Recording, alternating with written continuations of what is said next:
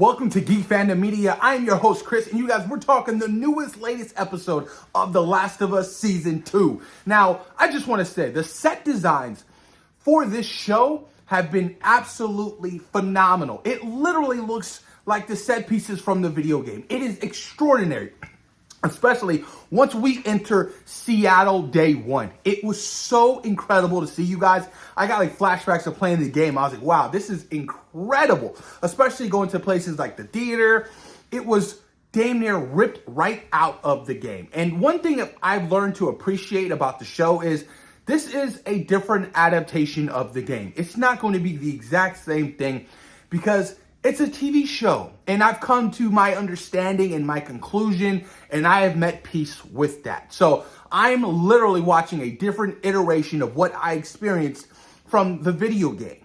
Now, with that being said, episode 4 was a banger. We got some backstory of Jeffrey Wright's character, Issac, who had an incredible performance with the scenes he was given in this episode. He will play a pivotal role in Abby's storyline moving further down the line. I believe, I want to say more so into like the second part of this season, but he was good. He was menacing. He was terrifying.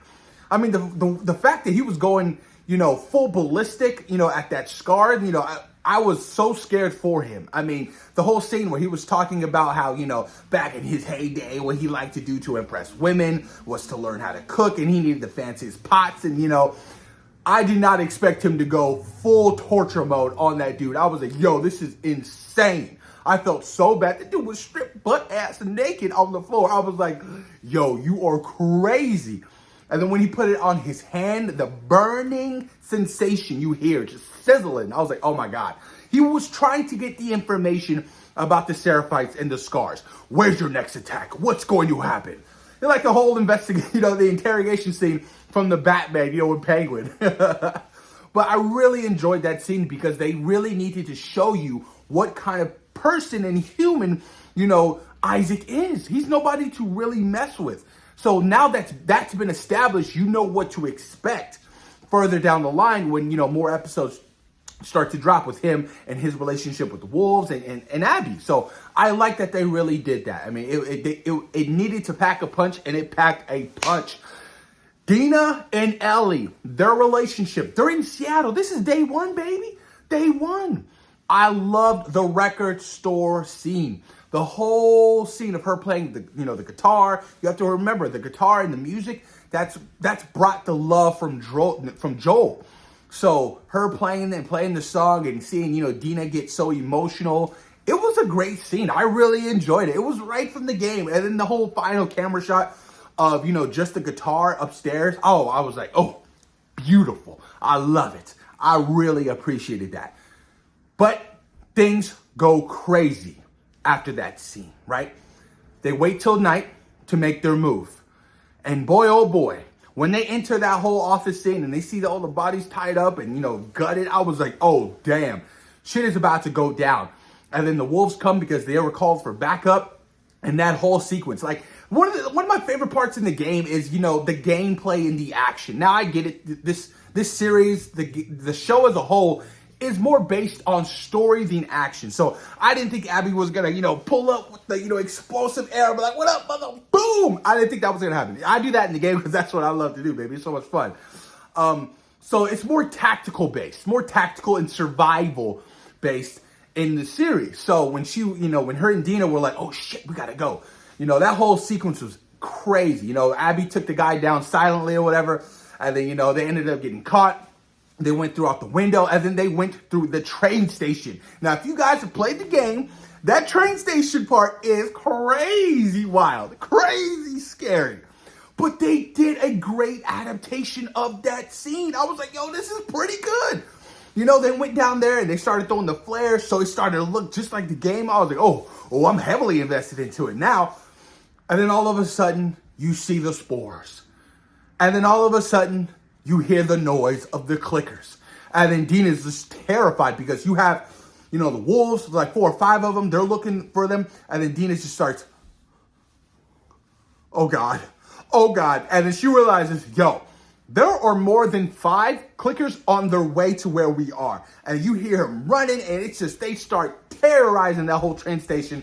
And that whole sequence where they hop into the train was terrifying. It was so good, dude. I was literally on, the edge of my seat. My wife was like, it's happening. This is real. It was so well done. So well done. You felt the weight. You felt Ellie's performance. Ellie's performance was Bella Ramsey was so incredible in this episode. When she was scared, when she was frightened, you see it in her face. It was like, oh shit, you guys gotta go.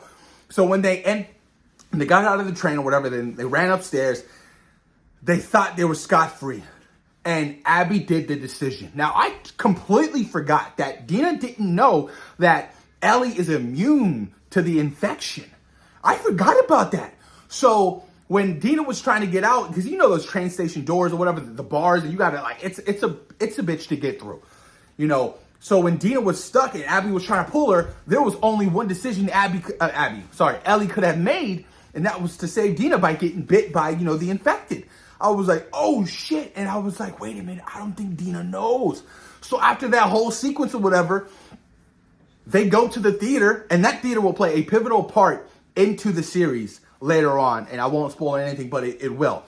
And Dina's hesitant because Dina doesn't know that Abby's immune. So she thinks that she's going to change. She's going to, she's now infected.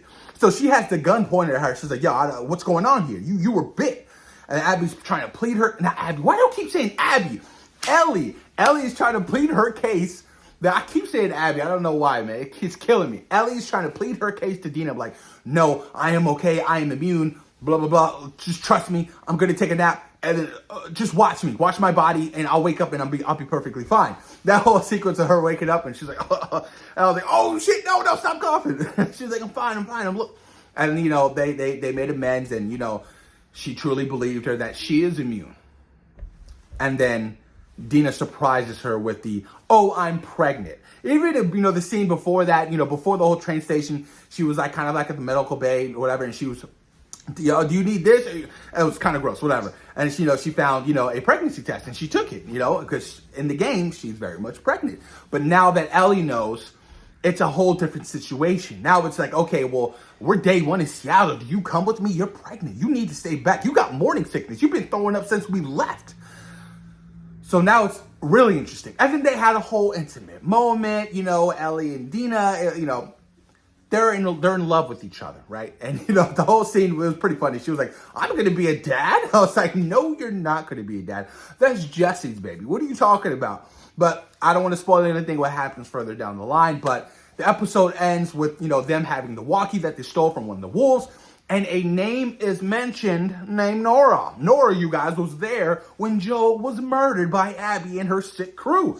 So now that gives Ellie incentive. You see it triggers something in her. Like, I'm going to get that bitch. Where's she at? So it triggers something in her.